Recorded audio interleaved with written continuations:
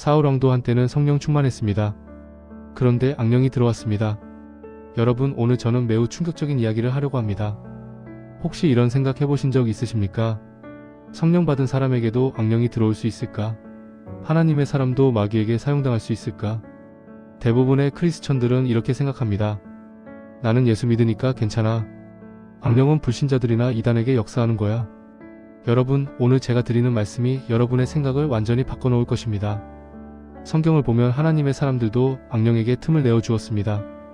성령 충만했던 사람도 악령의 괴롭힘을 받았습니다. 예수님의 제자도 사탄에게 사용당했습니다. 사무엘상 16장 14절을 보겠습니다. 여호와의 영이 사울에게서 떠나고 여호와께서 부리시는 악령이 그를 번뇌하게 하니라. 여러분, 이 말씀을 잘 보십시오. 사울은 이스라엘의 첫 번째 왕이었습니다.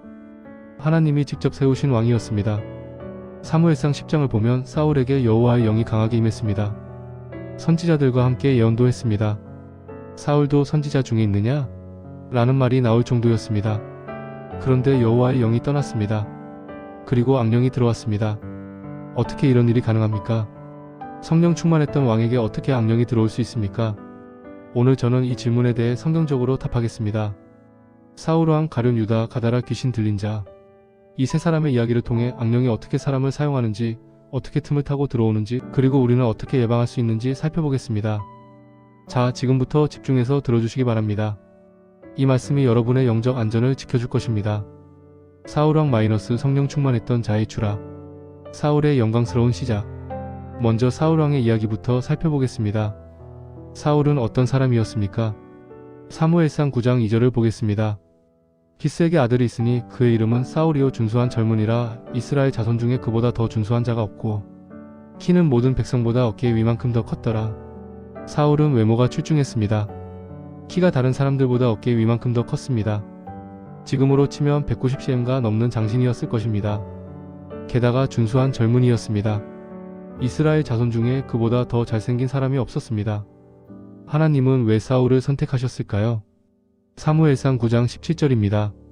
사무엘이 사울을 볼 때 여호와께서 그에게 이르시되 보라, 이는 내가 내게 말한 사람이니 그가 내 백성을 다스리리라 하시니라. 하나님이 직접 사무엘에게 말씀하셨습니다. 이 사람이 내 백성을 다스릴 자다. 사울은 하나님의 선택을 받은 사람이었습니다. 그리고 놀라운 일이 일어났습니다. 사무엘상 10장 6절을 보겠습니다. 여호와의 영이 내게 크게 임하리니 너도 그들과 함께 예언을 하고 변하여 새 사람이 되리라. 사무엘상 10장 10절입니다. 그들이 거기 산에 이를 때에 선지자의 무리가 그를 영접하고 하나님의 영이 사울에게 크게 임함으로 그가 그들 중에서 예언을 하니.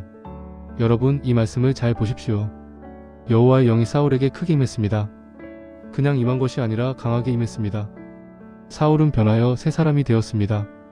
선지자들과 함께 예언까지 했습니다. 사울은 성령 충만한 사람이었습니다. 잠깐 여기서 생각해 보십시오. 성령이 크게 임한 사울에게 어떻게 악령이 들어올 수 있었을까요? 이 질문의 답을 알면 우리의 영적 삶이 완전히 달라질 것입니다. 계속 들어보십시오. 사울의 첫 번째 실수 마이너스 제사장의 직분을 침범하다 1500-2200. 사울의 첫 번째 문제는 사무엘상 13장에 기록되어 있습니다. 블레셋과 전쟁이 벌어졌습니다. 블레셋 군대는 병거 3만 마병 6천, 군사는 바닷가 모래처럼 많았습니다.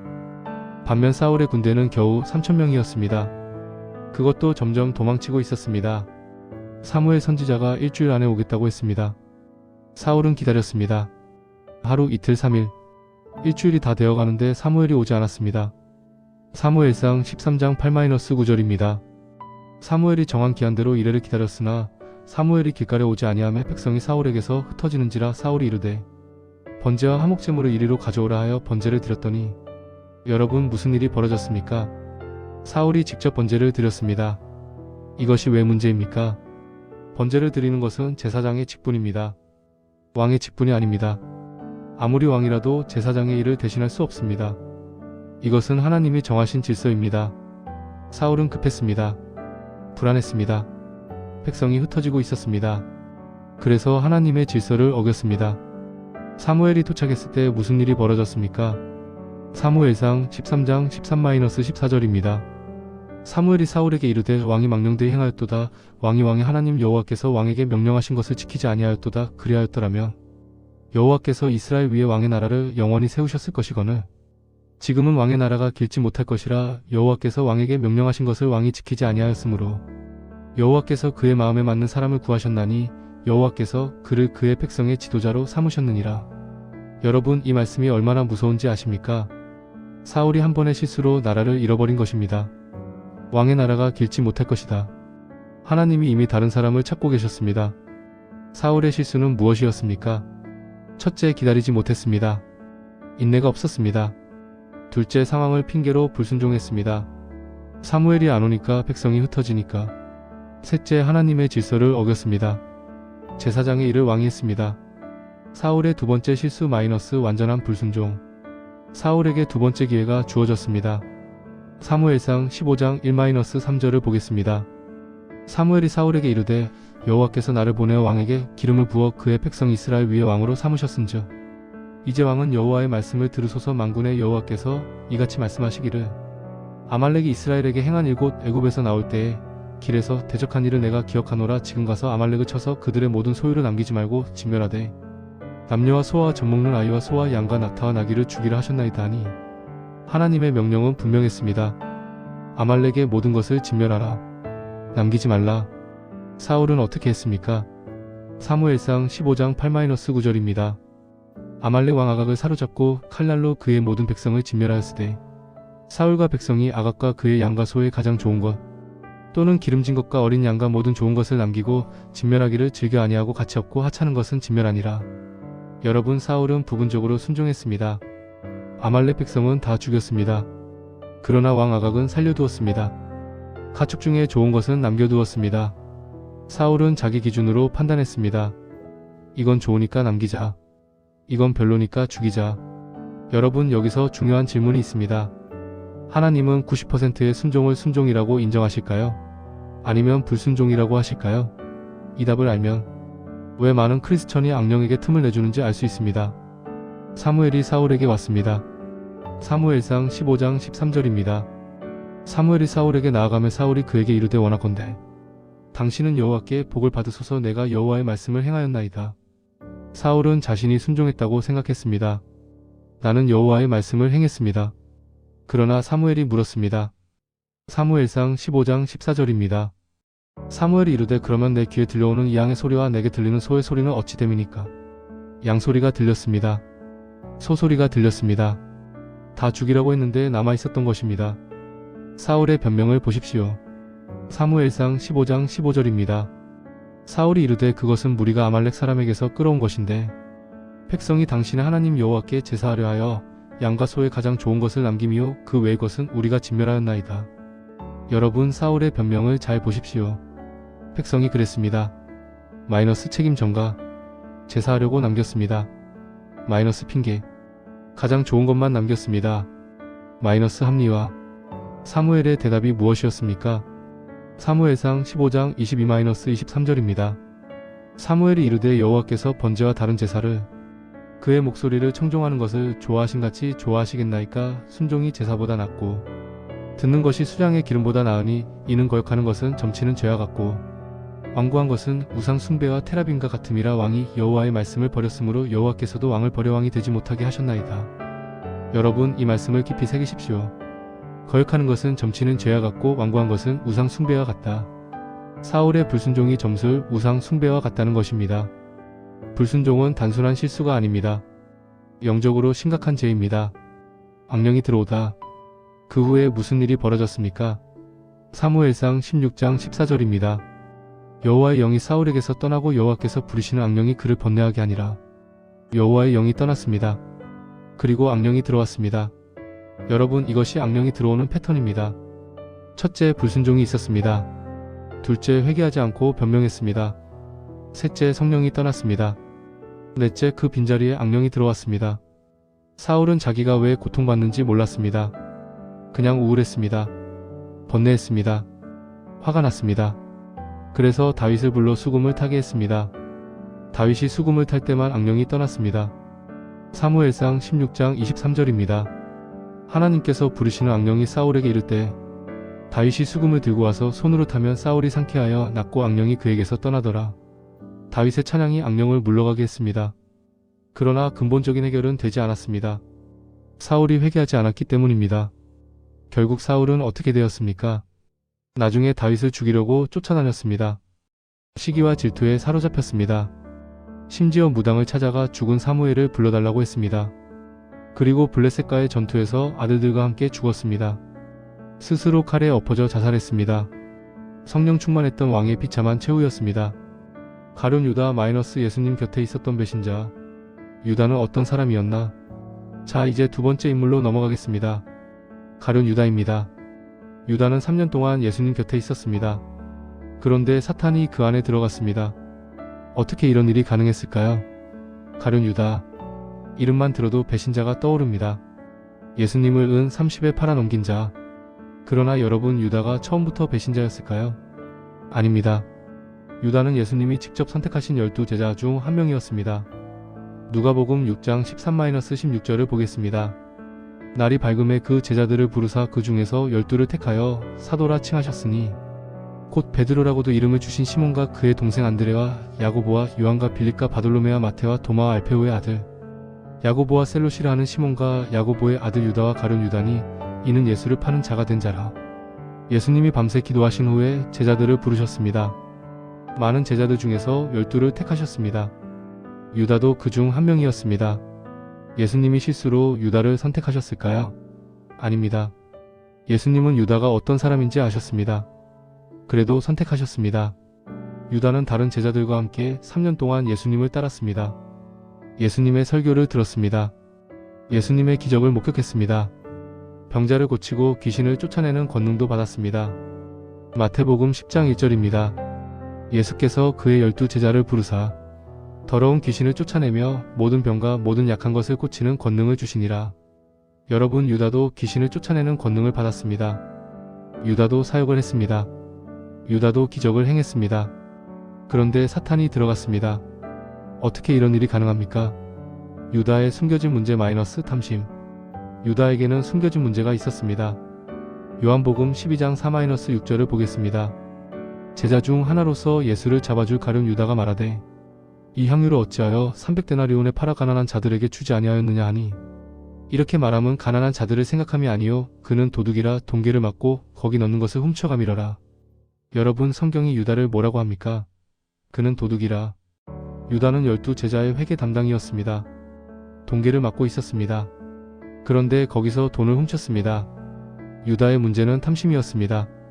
겉으로는 가난한 자를 위한다고 말했습니다. 그러나 속으로는 돈을 탐했습니다. 위선이었습니다. 유다는 예수님 곁에 3년 있으면서도 마음이 변하지 않았습니다. 몸은 예수님 곁에 있었지만 마음은 세상에 있었습니다. 입으로는 주님을 따른다 했지만 마음으로는 돈을 사랑했습니다. 이것이 사탄에게 틈을 준 것입니다. 여러분, 여기서 중요한 것을 놓치지 마십시오. 유다의 문제는 큰 죄가 아니었습니다. 살인하지 않았습니다. 간음하지 않았습니다. 그냥 돈을 좋아했을 뿐입니다. 그런데 이 작은 탐심이 사탄의 문을 열어준 것입니다. 사탄이 유다에게 들어가다 유다에게 결정적인 순간이 왔습니다. 요한복음 13장 2절입니다. 마귀가 벌써 시몬의 아들 가룟 유다의 마음에 예수를 팔려는 생각을 넣었더라. 마귀가 유다의 마음에 생각을 넣었습니다. 예수를 팔라는 생각을. 그런데 이것은 시작에 불과했습니다. 요한복음 13장 27절입니다. 조각을 받은 후 곧 사탄이 그 안에 들어간지라. 이에 예수께서 유다에게 이르시되 내가 하려는 것을 속히 하라 하시니. 여러분, 이 말씀을 잘 보십시오. 처음에는 마귀가 생각을 넣었습니다. 그 다음에는 사탄이 그 안에 들어갔습니다. 단계가 있습니다. 첫째, 생각이 들어옵니다. 유혹입니다. 둘째, 그 생각을 붙잡습니다. 동의입니다. 셋째, 행동으로 옮깁니다. 죄입니다. 넷째, 반복됩니다. 습관입니다. 다섯째, 사탄이 들어옵니다. 지배당합니다. 유다는 탐심의 생각을 오랫동안 붙잡고 있었습니다. 회개하지 않았습니다. 버리지 않았습니다. 그 틈으로 사탄이 들어온 것입니다. 예수님은 유다에게 기회를 주셨습니다. 요한복음 13장에서 예수님은 제자들의 발을 씻기셨습니다. 유다의 발도 씻기셨습니다. 너희가 깨끗하나 다는 아니니라라고 경고도 하셨습니다. 그러나 유다는 돌아오지 않았습니다. 결국은 30에 예수님을 팔았습니다. 그리고 후회했습니다. 돈을 던져버렸습니다. 그러나 진정한 회개로 나아가지 못했습니다. 마태복음 27장 5절입니다. 유다가 은을 성소에 던져넣고 물러가서 스스로 목매어 죽은지라. 유다는 스스로 목을 매 죽었습니다. 사울처럼 비참한 최후였습니다. 유다와 베드로의 차이. 여러분, 여기서 중요한 비교를 해보겠습니다. 같은 날 밤 베드로도 예수님을 부인했습니다. 3번이나 나는 그 사람을 모른다고 했습니다. 저주하며 맹세까지 했습니다. 유다는 예수님을 팔았습니다. 베드로는 예수님을 부인했습니다. 둘 다 심각한 죄입니다. 그런데 결과는 완전히 달랐습니다. 유다는 목매 죽었습니다. 베드로는 회복되어 교회의 기둥이 되었습니다. 무엇이 달랐을까요? 회개의 방향이 달랐습니다. 유다는 후회했습니다. 그러나 하나님께 나아가지 않았습니다. 자기 안에서 해결하려 했습니다. 스스로 죽음을 선택했습니다. 베드로는 통곡했습니다. 그리고 다시 예수님께 나아갔습니다. 요한복음 21장에서 부활하신 예수님이 베드로에게 3번 물으셨습니다. 내가 나를 사랑하느냐? 베드로는 3번 대답했습니다. 주님, 제가 주님을 사랑하는 줄 주님이 아십니다. 3번 부인한 것을 3번 고백으로 회복시켜 주셨습니다. 여러분, 유다와 베드로의 차이를 기억하십시오. 사탄은 우리 모두를 넘어뜨리려 합니다. 그러나 넘어진 후에 어디로 향하느냐가 운명을 결정합니다. 자기 안으로 향하면 유다가 됩니다. 하나님께 향하면 베드로가 됩니다. 가다라 귀신 들린 자 마이너스 군대 귀신의 지배. 가장 극단적인 경우. 자, 이제 3번째 인물을 살펴보겠습니다. 가다라 귀신 들린 자입니다. 이 사람은 사울이나 유다와는 다릅니다. 사울은 왕이었습니다. 유다는 제자였습니다. 그러나 이 사람은 이름조차 기록되지 않았습니다. 그냥 귀신 들린 자로만 알려져 있습니다. 마가복음 5장 1-5절을 보겠습니다. 그들이 바다 건너편 거라 사인의 지방에 이르러 예수께서 배에서 내리심에 곧 더러운 귀신 들린 사람이 무덤 사이에서 나와 예수를 만나니라. 그 사람은 무덤 사이에 거처하는데 이제는 아무도 그를 쇠사슬로도 맬 수 없게 되었으니 이는 여러 번 고랑과 쇠사슬에 매였어도 쇠사슬을 끊고 고랑을 깨뜨렸음이러라. 아무도 그를 제어할 힘이 없는지라. 밤낮 무덤 사이에서나 산에서나 항상 소리 지르며 돌로 자기 몸을 상하게 하고 있었더라. 여러분, 이 사람의 상태를 보십시오. 첫째, 무덤 사이에 거처했습니다. 정상적인 사회생활이 불가능했습니다. 둘째, 쇠사슬로도 묶을 수 없었습니다. 초인적인 힘이 있었습니다. 셋째, 밤낮으로 소리 질렀습니다. 정신이 온전치 못했습니다. 넷째, 돌로 자기 몸을 상하게 했습니다. 자해를 했습니다. 이것이 귀신의 지배를 받는 사람의 모습입니다. 군대 귀신의 정체. 예수님이 이 사람에게 물으셨습니다. 마가복음 5장 9절입니다. 이에 물으시되 내 이름이 무엇이냐 이르되 내 이름은 군대니 우리가 많음이니이다 하고. 군대가 무슨 뜻입니까? 헬라어로 레기온입니다. 로마 군대의 한 군단을 뜻합니다. 한 군단은 약 6,000명의 병사로 구성됩니다.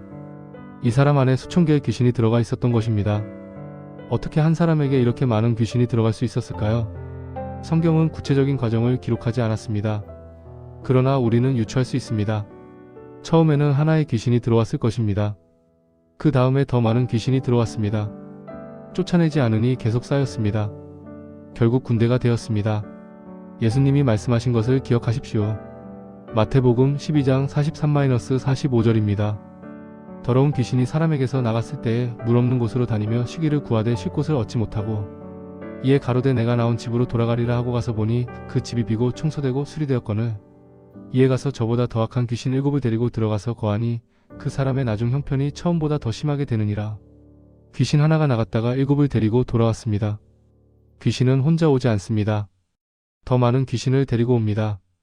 여러분, 이것이 영적 세계의 원리입니다. 작은 틈이 큰 문이 됩니다. 작은 죄가 큰 죄로 이어집니다. 처음 유혹을 물리치지 않으면 나중에는 감당할 수 없게 됩니다. 예수님의 권위. 그러나 희망이 있습니다. 아무리 많은 귀신이라도 예수님 앞에서는 무력합니다. 마가복음 5장 6-7절입니다. 그가 멀리서 예수를 보고 달려와 절하며 큰 소리로 부르짖어 이르되 지극히 높으신 하나님의 아들 예수여 나와 당신이 무슨 상관이 있나이까. 원하건대 하나님 앞에 맹세하고 나를 괴롭히지 마소서 하니 여러분, 군대 귀신이 예수님께 어떻게 했습니까? 달려와 절했습니다. 지극히 높으신 하나님의 아들이라고 고백했습니다. 괴롭히지 마소서라고 간청했습니다. 6,000개의 귀신이 예수님 한 분 앞에서 벌벌 떨었습니다. 무릎 꿇었습니다. 예수님은 귀신들을 돼지떼에게 들어가게 하셨습니다. 돼지 2,000마리가 바다로 뛰어내려 죽었습니다. 그리고 그 사람은 어떻게 되었습니까? 마가복음 5장 15절입니다. 예수께 와서 그 귀신 들렸던 자, 곧 군대 귀신 짚혔던 자가 옷을 입고 정신이 온전하여 앉아있는 것을 보고 두려워하더라. 옷을 입었습니다. 정신이 온전해졌습니다. 앉아있었습니다. 아무도 제어하지 못했던 사람이 완전히 회복되었습니다. 이것이 예수님의 권능입니다. 아무리 깊이 귀신에게 사로잡혀 있어도 예수님은 자유케 하실 수 있습니다. 악령에게 틈을 주는 5가지 방법. 왜 이것을 알아야 하는가? 자, 이제 가장 중요한 부분입니다. 세 사람의 이야기를 통해 우리는 악령이 어떻게 역사하는지 보았습니다. 그렇다면 우리는 어떻게 틈을 주는 것일까요? 5가지를 말씀드리겠습니다. 이것만 피하면 악령에게 문을 열어주지 않을 것입니다. 첫 번째 틈 마이너스 불순종. 첫 번째 틈은 불순종입니다. 사울왕이 바로 이 경우입니다. 하나님의 명령을 90%만 순종했습니다. 자기 판단으로 일부를 남겼습니다. 사무엘이 뭐라고 했습니까? 순종이 제사보다 낫고 듣는 것이 수량의 기름보다 나으니 하나님은 우리의 능력보다 순종을 원하십니다. 우리의 헌금보다 순종을 원하십니다. 우리의 봉사보다 순종을 원하십니다. 불순종은 점치는 죄와 같습니다. 점수는 하나님이 아닌 다른 영에게 의지하는 것입니다. 불순종도 마찬가지입니다. 하나님의 뜻이 아닌 내 뜻을 따르는 것입니다. 불순종이 지속되면 성령이 떠나십니다. 성령이 떠나면 그 자리에 악령이 들어옵니다. 두 번째 틈 마이너스 해결되지 않은 죄. 두 번째 틈은 해결되지 않은 죄입니다. 유다가 바로 이 경우입니다. 탐심이 있었습니다. 그러나 회개하지 않았습니다. 예수님 곁에 3년 있으면서도 그 죄를 붙잡고 있었습니다. 에베소서 4장 26-27절입니다. 분을 내어도 죄를 짓지 말며 해가 지도록 분을 품지 말고 마귀에게 틈을 주지 말라.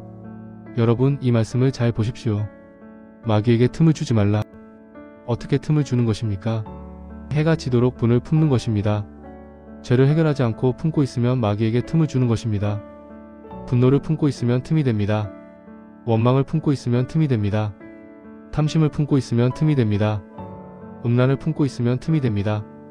미움을 품고 있으면 틈이 됩니다. 죄는 즉시 회개해야 합니다. 해가 지기 전에 해결해야 합니다. 세 번째 틈 마이너스 우상 숭배. 세 번째 틈은 우상 숭배입니다. 나는 우상 숭배 안 해요 라고 생각하시나요? 잠깐만요. 현대의 우상은 돌로 만든 것이 아닙니다. 우상이란 무엇입니까? 하나님보다 더 사랑하는 것, 더 의지하는 것, 더 중요하게 여기는 것이 우상입니다. 돈이 우상이 될 수 있습니다. 명예가 우상이 될 수 있습니다. 자녀가 우상이 될 수 있습니다. 건강이 우상이 될 수 있습니다. 심지어 사역이 우상이 될 수 있습니다. 고린도전서 10장 20절입니다. 이방인들을 제사하는 것은 귀신에게 하는 것이요 하나님께 제사하는 것이 아니니 나는 너희가 귀신과 교제하는 자가 되기를 원하지 아니하노라. 우상 숭배는 귀신과 교제하는 것입니다. 우상 뒤에는 귀신이 있습니다. 점술, 사주, 궁화, 무적굿 이런 것들은 말할 것도 없습니다. 이것은 직접적으로 귀신과 교제하는 것입니다. 크리스천이 절대로 해서는 안 됩니다. 네 번째 틈 마이너스 용서하지 않는 마음. 네 번째 틈은 용서하지 않는 마음입니다. 마태복음 18장에 용서하지 않는 종의 비유가 있습니다. 10,000달란트 빚을 탕감받은 종이 100데나리온 빚진 동료를 용서하지 않았습니다. 결과가 어떻게 되었습니까? 마태복음 18장 34-35절입니다. 주인이 노하여 그 빚이 다 갚도록 그를 옥졸들에게 넘기니라. 너희가 각각 마음으로부터 형제를 용서하지 아니하면 내 하늘 아버지께서도 너희에게 이와 같이 하시리라. 용서하지 않으면 옥졸들에게 넘겨집니다. 이 옥졸들이 누구입니까? 많은 학자들은 이것이 괴롭히는 영을 의미한다고 해석합니다. 용서하지 않는 마음은 자신을 가두는 감옥입니다. 그리고 그 감옥에서 악령의 괴롭힘을 받게 됩니다. 다섯 번째 틈 마이너스 영적 게으름. 다섯 번째 틈은 영적 게으름입니다. 기도하지 않는 것, 말씀을 읽지 않는 것, 예배에 불성실한 것, 교제를 멀리하는 것, 이것이 틈을 만듭니다. 베드로전서 5장 8절을 다시 보겠습니다. 근신하라 깨어라. 너희 대적 마귀가 우는 사자같이 두루다니며 삼키자를 찾나니 근신하라 깨어라고 했습니다. 왜요? 마귀가 삼키자를 찾고 있기 때문입니다. 영적으로 졸고 있는 사람, 방심하고 있는 사람, 게으른 사람을 마귀가 노립니다. 사자는 깨어있는 사냥감을 공격하지 않습니다. 졸고 있는 것, 뒤처진 것, 약한 것을 공격합니다. 영적으로 깨어있어야 합니다. 기도로 무장해야 합니다. 말씀으로 채워야 합니다. 악령을 물리치는 방법. 영적 전쟁의 현실. 자, 이제 마지막 부분입니다. 악령에게 틈을 주는 방법을 알았으니 이제 물리치는 방법을 알아야 합니다. 이것을 모르면 오늘 말씀이 두려움만 주고 끝납니다. 그러나 물리치는 방법을 알면 담대해질 것입니다. 에베소서 6장 12절입니다. 우리의 씨름은 혈과 육을 상대하는 것이 아니요 통치자들과 권세들과 이 어둠의 세상 주관자들과 하늘에 있는 악의 영들을 상대함이라. 우리는 영적 전쟁 중에 있습니다. 이것은 현실입니다. 피할 수 없습니다. 그러나 두려워하지 마십시오. 우리에게는 승리의 무기가 있습니다. 첫 번째 무기 예수 그리스도의 이름. 첫 번째 무기는 예수 그리스도의 이름입니다. 마가복음 16장 17절입니다. 믿는 자들에게는 이런 표적이 따르리니 곧 그들이 내 이름으로 귀신을 쫓아내며 예수님의 이름에는 권세가 있습니다. 귀신들이 예수님의 이름에 복종합니다. 가다라 귀신 들린 자에게 군대 귀신이 있었습니다. 6,000개의 귀신이요. 그러나 예수님 한 분 앞에서 모두 무릎 꿇었습니다. 빌립보서 2장 10-11절입니다. 하늘에 있는 자들과 땅에 있는 자들과 땅 아래에 있는 자들로 모든 무릎을 예수의 이름에 꿇게 하시고 모든 입으로 예수 그리스도를 주라 시인하여 하나님 아버지께 영광을 돌리게 하셨느니라. 모든 무릎이 예수의 이름에 꿇립니다. 귀신도 예외가 아닙니다. 예수님의 이름으로 대적하십시오. 예수 그리스도의 이름으로 명하노니 물러가라. 이 선포에 귀신들이 복종합니다. 두 번째 무기 하나님의 말씀. 두 번째 무기는 하나님의 말씀입니다. 예수님이 광야에서 마귀에게 시험 받으실 때 어떻게 하셨습니까? 마태복음 4장 4절입니다. 예수께서 대답하여 이르시되 기록되었으되 사람이 떡으로만 살 것이 아니요 하나님의 입으로부터 나오는 모든 말씀으로 살 것이라 하였느니라 하시니. 마태복음 4장 7절입니다. 예수께서 이르시되 또 기록되었으되 주 너의 하나님을 시험하지 말라 하였느니라 하시니. 마태복음 4장 10절입니다. 이에 예수께서 말씀하시되 사탄아 물러가라 기록되었으되 주 너의 하나님께 경배하고 다만 그를 섬기라 하였느니라 하시니. 예수님은 3번의 시험에 3번 모두 기록되었으대로 대응하셨습니다. 말씀으로 마귀를 물리치셨습니다. 에베소서 6장 17절입니다. 구원의 투구와 성령의 검 곧 하나님의 말씀을 가지라. 하나님의 말씀이 성령의 검입니다. 이 검으로 마귀를 물리칠 수 있습니다. 말씀을 읽으십시오. 말씀을 묵상하십시오. 말씀을 암송하십시오. 그러면 시험의 순간에 그 말씀이 여러분을 지켜줄 것입니다. 세 번째 무기 기도. 세 번째 무기는 기도입니다. 예수님은 제자들에게 귀신 쫓는 비결을 알려주셨습니다. 그것이 무엇인지 아십니까? 마가복음 9장에 귀신 들린 아이 이야기가 있습니다. 제자들이 귀신을 쫓아내지 못했습니다. 예수님이 직접 귀신을 쫓아내셨습니다. 제자들이 물었습니다. 우리는 왜 쫓아내지 못했습니까? 마가복음 9장 29절입니다. 이르시되 기도 외에 다른 것으로는 이런 종류가 나갈 수 없느니라 하시니라. 기도입니다. 기도만이 귀신을 쫓아낼 수 있습니다. 에베소서 6장 18절입니다. 모든 기도와 간구를 하되 항상 성령 안에서 기도하고 이를 위하여 깨어 구하기를 항상 힘쓰며. 항상 기도하십시오. 성령 안에서 기도하십시오. 깨어 기도하십시오. 기도는 영적 전쟁의 핵심 무기입니다. 기도하지 않으면 이길 수 없습니다. 네 번째 무기 찬양. 네 번째 무기는 찬양입니다. 사울왕에게 악령이 왔을 때 무엇이 악령을 물러가게 했습니까? 사무엘상 16장 23절입니다. 하나님께서 부르시는 악령이 사울에게 이를 때 다윗이 수금을 들고 와서 손으로 타면 사울이 상쾌하여 낫고 악령이 그에게서 떠나더라. 다윗의 찬양이 악령을 물러가게 했습니다. 시편 22편 3절입니다. 이스라엘의 찬송 중에 계시는 주여주는 거룩하시니이다. 하나님은 찬송 가운데 거하십니다. 찬양이 있는 곳에 하나님이 계십니다. 하나님이 계신 곳에 귀신이 있을 수 없습니다. 찬양하십시오. 어려울 때 찬양하십시오. 영적으로 눌릴 때 찬양하십시오. 찬양이 분위기를 바꿉니다. 찬양이 악령을 물러가게 합니다. 두려워하지 말라. 여러분, 오늘 우리는 악령이 사용한 세 사람을 보았습니다. 사울왕 불순종으로 성령이 떠나고 악령이 들어왔습니다. 가룟 유다 탐심을 버리지 않아 사탄이 들어갔습니다. 가다라 귀신 들린 자 군대 귀신에게 완전히 지배당했습니다. 그러나 희망이 있습니다. 예수 그리스도 안에서 우리는 승리할 수 있습니다. 요한일서 4장 4절입니다. 자녀들아 너희는 하나님께 속하였고 또 그들을 이겼나니 이는 너희 안에 계신 이가 세상에 있는 자보다 크심이라. 우리 안에 계신 분이 더 크십니다. 성령 하나님이 우리 안에 계십니다. 군대 귀신도 예수님 앞에서 무릎 꿇었습니다. 두려워하지 마십시오. 다만 순종하십시오. 죄를 회개하십시오. 영적으로 깨어 있으십시오. 예수님의 이름으로 대적하십시오. 말씀을 붙잡으십시오. 기도하십시오. 찬양하십시오.